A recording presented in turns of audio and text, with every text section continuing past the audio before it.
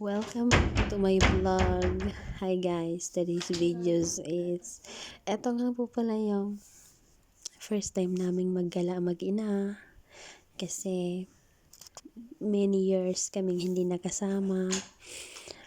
Tapos marami pang struggle, marami pang mahabang kwento about sa aming dalawang mag-ina kasi nga naghiwalay kami ng tatay niya.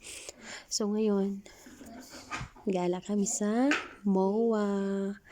Yan. Pinilit ko lang siya. Kasi ayaw niya talagang gumala. So, pinilit ko lang siya.